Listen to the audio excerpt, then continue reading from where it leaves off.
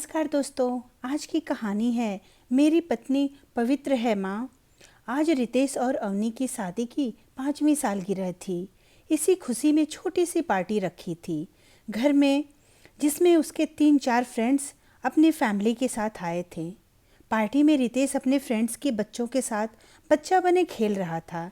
यह सब अवनी दूर से देख रही थी और मन ही मन बहुत दुखी भी हो रही थी, क्योंकि अभी तक उनका कोई बच्चा नहीं हुआ था। अवनी एक प्राइवेट स्कूल में पढ़ाती थी और रितेश एक प्राइवेट कंपनी में काम करता था। जीवन दोनों का अच्छे से बीत रहा था। आपसी विश्वास की कोई कमी नहीं थी। अपने आप से ज़्यादा एक दूसरे पर विश्वास करते थे। बस अगर कोई कमी थी तो एक बच्चे की। ऐसा नहीं कि वो किसी डॉक्टर के पास नहीं गए थे, लेकिन अब तक निराशा ही हाथ लगी थी। दोनों की जिंदगी बच्चे के बिना उदासी से कट रहा था। एक दिन सुबह अवनी के स्कूल निकलते ही रितेश की मम्मी ने रितेश को अपने कमरे में बुलाई और उससे अपने पास बिठाकर बोली, बेटा, कल दोपहर को मैं और तुम्हारे पापा बाजार गए हुए थे। तभी देखे कि बहू एक अनजान आदमी के साथ बाजार में चाय पी रही थी और खूब हंस हंस के बात कर रही थी। मुझसे तो रहा नहीं गया। मैंने उस आदमी के बारे में पता किया तो जानते हो, पता चला कि वो आदमी बहू के साथ ही उसी स्कूल में पढ़ाता है। बेटा, कुछ भी ऊंच नीच हुआ तो खानदान की इज्जत मिट्टी में मिल जाएगी। मैं और तुम्हारे पापा दोनों चाहते हैं कि तुम अभी के अभी बहू से कह दो कि वो अब इस स्कूल में पढ़ाने नहीं जाए। माँ की बात सुनकर रितेश बोला, माँ, अब छोड़ो भी, ऐसी बातों का कोई भी मतलब नहीं है। यह सारी बातें बकवास हैं। स्कूल में सभी टीचर एक दूसरे के साथ बैठते हैं, बातें करते हैं, साथ जाके चाय पी लिया होगा बाहर। आज के ज़माने में यह सब बहुत कॉमन है। किसी के भी साथ किसी को देखकर सिर्फ एक अनुमान लगाना सही नहीं होता। माँ, आप भी पुराने ख्यालों में फंसी हैं और स्कूल में एक साथ पढ़ाते पढ़ाते दोस्ती हो गई होगी। अकेले जाना उचित नहीं समझी होगी तो साथ लेकर गई होगी। माँ के इस तरह के फालतू बातों में मेरे पास टाइम नहीं है। यह कहकर रितेश अपनी माँ के कमरे से बाहर निकल गया। उसकी माँ बिल्कुल चुप हो गई। रविवार का दिन था। रितेश अपने माँ के कमरे में बैठ अपने माँ पापा के बात कर रहा था और अवनी डॉक्टर के पास गई हुई थी। तभी किसी ने दरवाज़ा खटखटाया। रितेश ने तुरंत जाकर दरवाज़ा खोला। बाहर दरवाजे पे अवनी थी। उसके चेहरे पर खुशी साफ झलक रही थी। उत्सुकतावश रितेश ने पूछा, क्या बात है? इस चेहरे पर मुस्कान का राज क्या है? बस अवनी बिना कुछ कहे रितेश के गले से लिपट गई। रितेश अवनी से फिर पूछा, इस खुशी का कारण क्या हो सकता है? जरूर डॉक्टर ने नया समाचार सुनाया होगा। अवनी खुशी से चहकते हुए बोली, हाँ, मैं प्रेग्नेंट हूँ और जल्द ही तुम पापा और मैं मम्मी बनने वाले हैं। अवनी की बात सुनकर रितेश की खुशी का ठिकाना न रहा और बोला, बरसों का सपना पूरा हो गया। सच, मैं पापा बन जाऊंगा। चलो यह खुशखबरी हम दोनों माँ और पापा को सुनाते हैं। रितेश और अवनी दोनों अपने मम्मी पापा के कमरे में गए। रितेश ने माँ का हाथ पकड़ा और चहकते हुए बोला, माँ, आप दादी बनने वाली हो और पापा आप दादा। रितेश की बात सुनकर उसकी माँ चुप ही रही। चेहरे पर खुशी का कोई भी भाव नहीं था। रितेश को समझते देर नहीं लगी। वो अवनी को लेकर अपने माँ के कमरे से बाहर आ गया। हाँ, अवनी रितेश को अपलक देख रही थी। रितेश बोला, अरे, वो माँ को इतनी बड़ी खुशखबरी मिली है ना, इसीलिए वो कुछ समझ नहीं पाई होंगी। देखना, सब ठीक हो जाएगा। अब तुम सिर्फ अपनी सेहत पर ध्यान रखो। समय बीतता जा रहा था। अवनी अब स्कूल में पढ़ाना भी छोड़ दिया, लेकिन रितेश की माँ के व्यवहार में कोई भी परिवर्तन नहीं आ रहा था। वह अभी भी अपनी बहू और बेटे से दूरी बनाकर ही रह रही थी। वो बेटे और बहू से कम ही बोलती थी। अपने सासू माँ के ऐसे व्यवहार से अवनी असहज और उदास हो जाती। रितेश के समझाते रितेश को समझते देर नहीं लगी कि अवनी क्यों परेशान है। रितेश अवनी को हमेशा यही समझाता कि इस अवस्था में ज़्यादा नकारात्मक बातें सोचना सेहत के लिए हानिकारक है।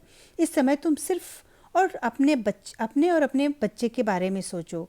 रितेश की बात मानकर अवनी नकारात्मक निकालने की सफल कोशिश करने लगी और वो घड़ी आ गई जिसका अवनी और रितेश को बेसब्री से इंतजार था।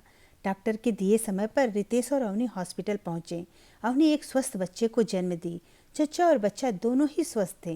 रितेश और अवनी बच्ची के साथ खुशी खुशी घर आए, लेकिन रितेश की माँ ने दोनों का कोई स्वागत नहीं किया। न ही पोते होने पर चेहरे पर कोई खुशी के भाव ही दिखे। यह सब देख अवनी घबरा गई, लेकिन ससुर जी वहीं बहुत खुश थे। लेकिन अपनी सास का यह व्यवहार अवनी को कुछ समझ नहीं आ रहा था। महीने भर हो गए थे लेकिन माँ के व्यवहार में कोई परिवर्तन नहीं हुआ। इसीलिए रितेश माँ के कमरे में गया, माँ के बदले हुए व्यवहार के बारे में जानने की कोशिश किया। माँ ने स्पष्ट कह दिया कि जब तक दूध का दूध और पानी का पानी नहीं हो जाता तब तक मैं इस बच्चे को अपना पोता नहीं मानती। चाहे जो भी हो जाए, मेरे व्यवहार में कोई परिवर्तन नहीं आएगा। मेरे से तुम दोनों को लेना देना भी क्या है? मैं अपने कमरे में पड़ी रहूंगी। मेरी खुशी और नाखुशी से तुम दोनों को क्या मतलब? रितेश ने एक नज़र अपने पापा के ऊपर डाली और फिर बोला, माँ, मैं तुम्हें खुश देखना चाहता हूँ। रही बात अवनी की, तो मैं स्पष्ट कर देना चाहता हूँ, वो मेरी पत्नी है। मैं उसे अच्छी तरह से जानता हूँ। मैं उससे प्यार करता हूँ, वो भी मुझसे प्यार करती है, और ये प्यार का विश्वास के नींव पर टिका हुआ है। मेरा बेटा सिर्फ मेरा है, वो मेरा खून है, इस घर का वारिस है। मेरी पत्नी पवित्र है माँ। रिश्ते की डोर अगर विश्वास के मजबूत धागे से बना हो तो वह डोर कभी नहीं टूटता। अपने बेटे से ऐसी बात सुन उसकी माँ चुपचाप बैठी रही। दरवाजे के पीछे से अवनी सारी बात सुन रही थी। अब अवनी को रहा नहीं गया। वो सासू माँ के कमरे में आ गई और बोली, माँ, इतनी सी बात के लिए आप इतना दुखी क्यों हैं? जहाँ विश्वास का अभाव है वहाँ विज्ञान विश्वास को सिर्फ मजबूत ही नहीं करेगा बल्कि प्रमाण पत्र भी देगा। और आपने तो मेरे कैरेक्टर पर संदेह किया है। मैं अपने ऊपर लगे लांछन को हटाऊंगी। एक औरत के लिए उसका चरित्र अमूल्य होता है। अब मैं निर्णय ले ली हूँ। मैं अब डीएनए टेस्ट करवाऊंगी। रितेश कुछ कहता इससे पहले ही अवनी बोली, मुझसे आप सच्चा प्यार करते हैं ना? आप मेरे ऊपर लगे लांछन को दूर करने में मेरी मदद करेंगे। मेरे इस निर्णय से आपको सहमत होना होगा। आज और अभी डीएनए टेस्ट कराने डॉक्टर के पास चलना होगा। रितेश और उसके पापा इस बात से सहमत नहीं थे, फिर भी हामी भरना पड़ा। पूरे परिवार के साथ अवनी हॉस्पिटल गई। डॉक्टर साहब, डीएनए टेस्ट करना है, कितना समय लग जाएगा? अवनी ने डॉक्टर से पूछा। डॉक्टर बोले, डीएनए टेस्ट का 1 हफ्ता लगेगा और अपने घर का पूरा पता बताना होगा ताकि आसानी से आपका रिपोर्ट आसानी से आपके घर पहुंचा दें। मेरा आदमी आपको रिपोर्ट समझा भी देगा। हम अपने आदमी को भेजेंगे रिपोर्ट के साथ और आपको डीएनए टेस्ट के रिजल्ट के बारे में सब कुछ समझा देगा। यह एक सेंसिटिव मैटर होता है, इसलिए घर तक इस रिपोर्ट को भिजवाया जाता है। रितेश अपना और अपने बेटे का सैंपल देकर परिवार के साथ घर आ जाता है। 1 हफ्ते बाद दोपहर का समय था, तभी दरवाज़ा काफ़ी तेज आवाज़ में कोई खटखटा रहा था। रितेश की माँ ने दरवाज़ा खोला। सामने हाथ में एक लिफाफा लिए एक आदमी खड़ा था। उस आदमी ने पूछा, क्या रितेश का यही घर है? हाँ, बोलिए, क्या काम है? जी, ये उनका और उनके बेटे का डीएनए रिपोर्ट है।